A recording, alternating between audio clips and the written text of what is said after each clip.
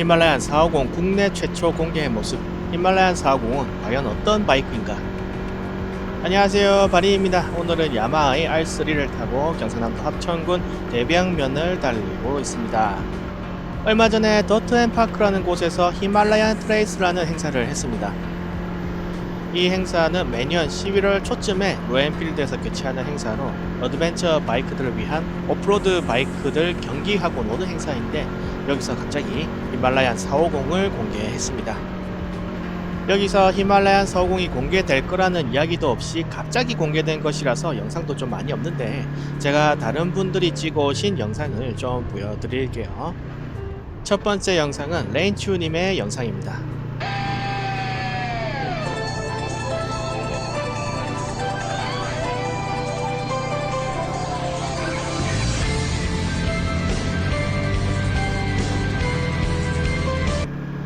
인스타 영상이라서 영상 길이가 저것밖에 안 되네요. 보시다시피 문이 열리자 공중으로 점프를 해서 등장을 했어요. 저기 있는 분들이 저걸 보고 굉장히 환호를 하셨다고 하는데, 다른 영상도 하나 보겠습니다.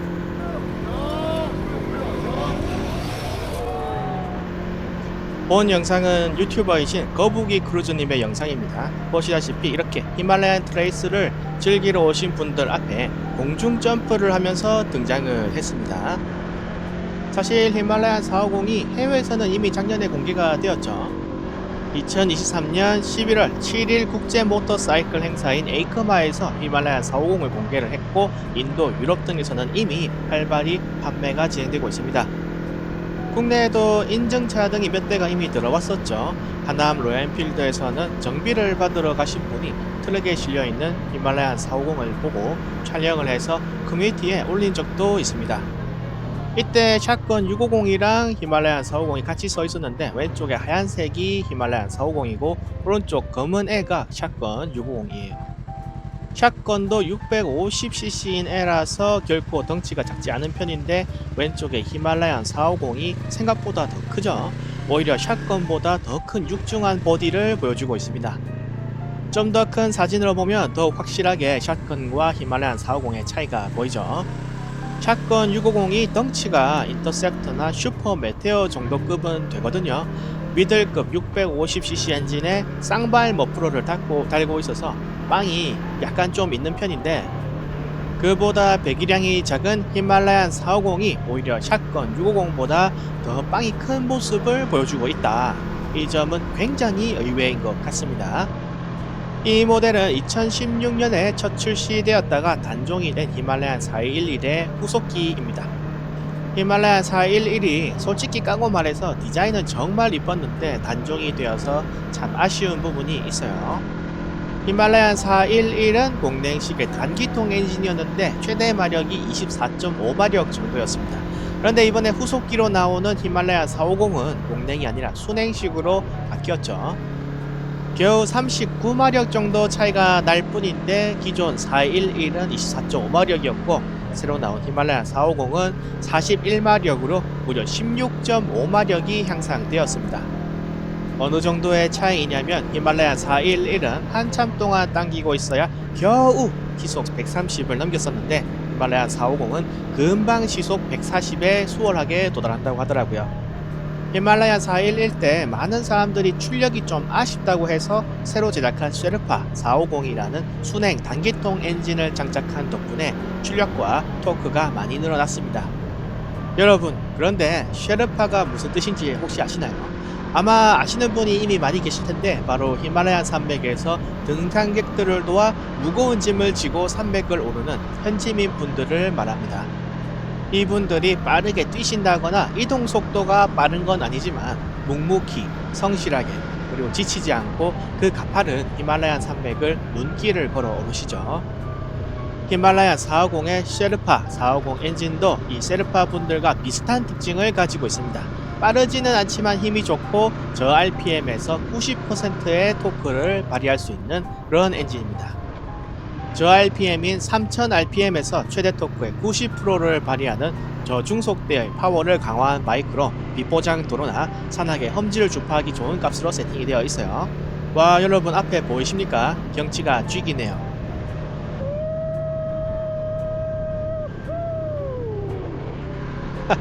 경치도 너무 좋고 날씨도 온도도 너무너무 완벽해서 이때 기분이 너무 좋았었네요. 자, 돌아와서 최고 출력은 종전의 2배인 40.02마력 8000rpm에서 터지고요. 시속 140까지는 가볍게 올라가는 수준의 출력을 갖고 있고, 최고 속도는 계기판 기준으로 160 언저리까지 나오는 것으로 알고 있습니다. 참고 영상 보시죠.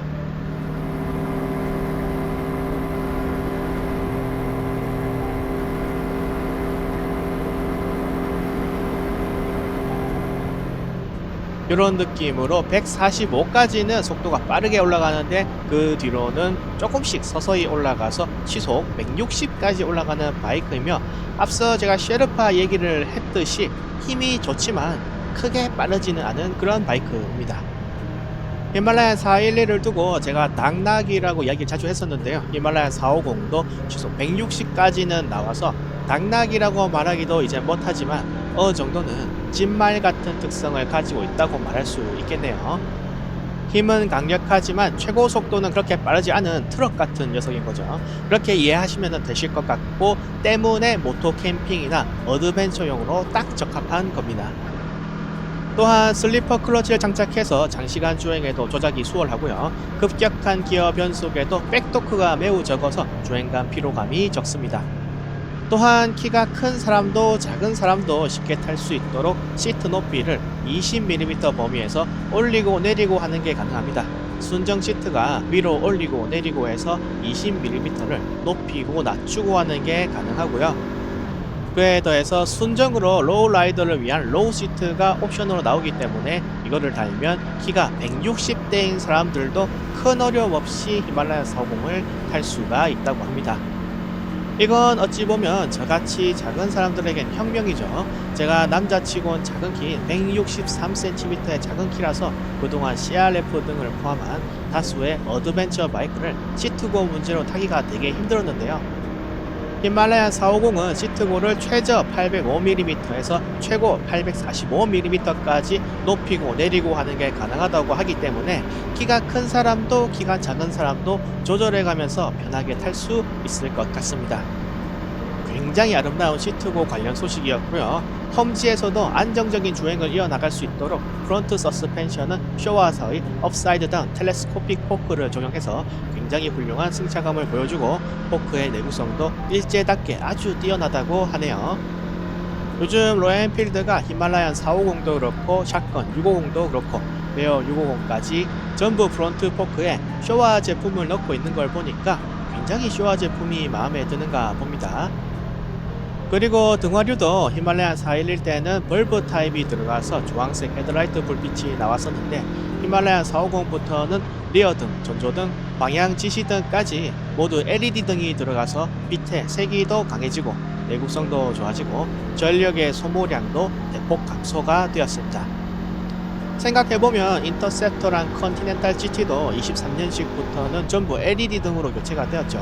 350cc 계열도 24년식부터는 전량 LED로 교체가 되어서 아마 앞으로는 로얄엔필드도 벌브 타입 전구는 안 쓰려고 하는가 봅니다. 계기판은 베어 650에도 들어갈 예정인 로얄엔필드의 5인치 TFT 풀컬러 디스플레이 계기판이 들어갔고요. 구글 맵과 연동해서 내비도 되고 라이딩 모드, 전력, 적산거리, 다음 정기점검 시기, 기어 인디게이터, 속도, RPM, 연료계 등을 표시해 준다고 합니다. 그 외에도 사이드 스탠드의 상태, 나침반, 휴대폰과의 연동, 음악 선택, NG 경고 등도 나온다고 하니까 사실상 거의 대부분의 정보를 제공하게 된 것을 알 수 있습니다. 타이어는 앞타이어 21인치, 뒷타이어 17인치로 앞타이어가 굉장히 크고 반대로 뒷타이어는 좀 작은 편이고요. 아무래도 강력한 주파력을 내기 위해서 앞쪽 타이어는 크게 하고 강한 토크를 발휘하고 조작성을 쉽게 하기 위해서 뒷타이어는 17인치 작은 걸 낀 것 같아요. 견인력을 높이기 위해서 뒷타이어는 140에 80으로 넓어졌습니다. 연료 탱크 용량은 17리터로 기존의 히말라얀 411보다 2리터 정도 늘어난 연료 탱크를 갖고 있고요. 차 무게가 굉장히 가벼워졌습니다. 히말라얀 411이 194kg으로 어드벤처 치고는 무겁다는 평을 많이 들었거든요. 그래도 열심히 산에 가서 넘겨가며 타는 분들이 많으셨는데, 히말라야 450은 빵도 더 커지고 탱크 용량도 더 커지고 모든 게 다 커졌는데 무슨 마법을 부렸는지 181kg으로 무게가 대폭 줄었습니다. 181kg이면 제 기억으로는 가볍고 다루기 쉬운 걸로 유명한 헌터 350이랑 동일한 무게거든요. 배기량도 더 늘어났는데 히말라야 411은 195kg이었던 게 히말라야 450은 181kg으로 14kg을 무려 감량해 버렸습니다. 진짜 엄청난 감량이라고 말하지 않을 수가 없고요. 실제로 유럽에서 히말라야 450을 사서 10,000km를 채운 백인 분들의 후기를 보면은 저렴한 맛에 사서 10,000km 될 때까지 진흙에도 들어가고 모래에도 들어가면서 놀았는데 멀쩡했고 넘어졌을 때 가벼워서 일으키기가 굉장히 편하고 만족스러운 퀄리티였다라고 말을 하더라고요. 모터사이클 어드벤처 더트바이크 TV라는 유튜버 채널의 영상인데 어떻게 타셨는지 살짝 한번 보시죠. 시작부터 진흙탕에 머플러까지 완전히 잠겨 계시죠. 비다님도 타는 건 뭐 기본이고요. 영상 보시면 산, 자갈길, 사막, 진흙길 등 1만 킬로 동안 마구 많이 타십니다. 점프도 하고요. 이렇게 거칠게 타는데 점검해보니 별 문제가 없었다고 합니다. 자, 이렇게 완전 극 초반에는 차대 균열이나 엔진 실린더 내부에서 굉음이 들린다든가 하는 결함이 보고가 되었었는데 현재는 모두 수정 및 개선이 이루어졌다고 해요. 바이크 커뮤니티에 올라온 시승자의 리뷰에 따르면 실제로 보면 생각보다 덩치가 크고 사진빨을 못 받는 편이라 생각이 들 정도로 실물이 굉장히 이쁘고 괜찮다고 합니다. 배기음은 단기통답게 통통거리는 느낌으로 딱히 배기 튜닝을 해야 할 필요성을 못 느꼈고 주행 시에는 공랭식 특유의 잔진동이 거의 없었다고 하네요. 풀 디지털 계기판은 신형으로 바뀌면서 상당히 컴팩트해졌는데 화면은 작아졌음에도 불구하고 많은 정보를 제공하고 있고 시인성도 괜찮은 편이고 디지털 계기판이 프레임이 툭툭 끊기고 그러면 김이 팍 새는데 전혀 그렇지는 않고 부드럽게 잘 작동했다고 합니다. 시트고가 기존 히말라야 411보다 더 낮게 느껴졌고 시트고 문제로 못하는 사람은 없을 거라 생각될 정도로 시트고가 편했고 양발 착지성이 좋았으며 기존 짝 대비 완전히 다른 차라고 해도 좋을 정도로 싹 바뀌었으며 출력이 올라와서 치고 나가는 맛이 경쾌하고 좋았고 구형 모델의 경우 출력이 답답한 점도 있었는데 히말라야 450은 그런 수준은 아니고 충분히 재미있게 탈 수 있는 수준이라고 합니다. 비단 임도에 올라가 보니 히말라야 450이 도로에서 탈 때보다 더욱 재미있었는데 고출력 오프로드 바이크의 경우 좀 부담스러울 수도 있는데 히말라야 450은 어느 정도 신나게 감아도 잘 잡아주면서 달려주니까 고수가 된 기분이었다고 하며 엔진이 끈적끈적한 느낌이 있어서 엔진이 꺼질 것 같은 타이밍이 있었는데도 끈적하게 이어나가는 약간 공랭식 특유의 느낌도 여전히 남아있었다고 합니다. 이렇게 리뷰를 남겨주신 패양기님은 끝에서 1000만원에서 1100만원 정도에 나오면 아무도 안 살 테니 좀 싸게 나오면 좋겠다고 희망을 밝히기도 하셨는데요. 과연 얼마에 나올까요? 솔직히 현재로서는 한국에서의 히말라야 450 판매 가격을 정확히 알기는 힘들지만 우리나라 바이크들 가격은 대체로 유럽이나 일본과 가격이 좀 비슷하게 나오죠. 그래서 일본의 가격표를 보면 스탠다드 버전이 88만엔, 프리미엄 버전이 89만 9,800엔에 판매되는 걸 알 수가 있습니다. 즉 우리나라에서도 약 880만원에서 900만원대의 가격에 판매가 된다고 얼추 생각하시면 되실 것 같네요. 그런데 우리나라의 경우에는 지금까지 대부분의 모델이 인도 다음으로 저렴한 가격으로 로엔필드 바이크들이 판매가 되었거든요. 특히 일본보다는 더 가격이 저렴하게 책정이 되어서 판매가 되어 왔기 때문에 880만원 이하의 가격에 출시될 가능성도 있을 수 있다 라고 기대를 해봐도 좋을 것 같습니다. 자, 880만원 정도의 가격에 튜브리스 스포크 휠, 전자식 스로틀, 풀 LED 등화류에 쇼와제 서스 장착, 181kg의 가벼운 무게에 라이딩 모드 지원이 되며 해외에서 먼저 판매되어 어느 정도 내구성도 검증되어 가고 있는 히말라얀 450 매우 기대가 되고요. 이번에 시승을 해보신 분들이 커뮤니티에만도 3분 정도 계시는데 모두 다 평이 아주 좋으시더라고요. 실물이 더 이쁘더라면서 주행 성능도 만족스럽다고 하시고요. 특히 히말라얀 411 타보셨던 분이 완전 환골 탈퇴했더라면서 매우 만족해 하시며 문제는 이제 가격뿐이라며 기다리고 계시던데 얼른 한국에도 출시가 되어서 만나볼 수 있게 되기를 한번 바래 봅니다. 올해 말까지는 나오지 않겠냐? 라고 분명히 기흥 관계자분께서 지나가는 말로 말씀을 해주셨었는데 지금 벌써 11월 말이 다 지나가고 있는데 아직도 안 나와서 참 분통이 터지네요, 개인적으로는. 이런 말 하면 안 되지만 저는 솔직히 샷건 650보다 히말라얀 450이 먼저 나와주기를 좀 기대를 했었는데 샷건 650이 먼저 출시가 되어 버리더라고요. 그래서 이야, 올해에는 못 볼 수도 있겠다 싶었는데 정말로 지금까지도 안 나오고 있죠. 지금 너무 슬프고 지금 해외에서는 베어 650이니 바버 350이니 클래식 650 이런 게 막 계속 나오고 있죠. 얘들도 지금 출시하려고 조금 있으면 이제 줄을 설 텐데 얼른 히말라얀 450이 나와서 출시 스케줄이 밀리지 않기를 한번 바래 봅니다. 근데 이제 겨울이라서 이거 참 힘들 수도 있겠네요. 자, 이상으로 오늘 영상은 마치도록 하겠습니다. 오늘도 긴 영상 봐주셔서 감사하고요. 다음 영상에서 또 뵙도록 하겠습니다. 아참, 댓글에 보니까 겨울철에 입고 타기 좋은 옷들을 소개해달라고 하셨는데 제가 사실은 겨울에는 바이크를 잘 안 타고 다녀서 옷은 잘 모릅니다.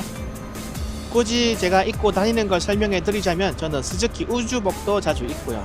그리고 방한 바라클라바에 열선 장갑을 끼고 내복도 반드시 입고요. 저는 이 옷도 자주 입습니다. 짤은 바이크 갤러리의 스동기 GT님이라고 하는 분인데 저 옷이 예전에 유니클로에서 2만원대에 팔던 옷인데 바람이 하나도 안 통하고 정말 따뜻합니다. 유니클로에서 이거 자주 사서 입었고 지금도 집에 3벌이나 있네요. 그리고 오토바이를 겨울에 타면은 몸은 이렇게 껴입으면 어떻게 되는데 목, 손, 무릎, 발 이쪽이 굉장히 춥습니다. 내복 입고 기모 바지 입고 그 위에 퀵 릴리즈 오토바이 방한 바지도 껴 입으시고요. 신발은 방화나 신고 손은 바이크에 도시 끼우고 그 안에 열선 장갑 껴서 보호하시고 타시길 당부드립니다. 제가 서울에 친구 집에 갔다가 다음날 갑자기 기온이 영하권으로 떨어진 상태에서 집으로 오토바이 타고 내려오다가 진짜 죽을 뻔한 적이 있는데 그때 뒤에 실려있던 비옷이라도 좀 꺼내서 입으니까 비옷이 이게 바람이 안 통해가지고 참 따숩더라고요. 급할 때는 비옷도 활용하면 바람이 안 통해서 큰 도움이 됩니다. 자, 좀 이야기하다 보니까 너무 영상이 길어졌는데 여기서 슬슬 마치도록 하겠습니다. 항상 건강하시고요. 알람 무복 되시길 바랍니다. 다음 영상에서 뵙겠습니다. 영상 끝.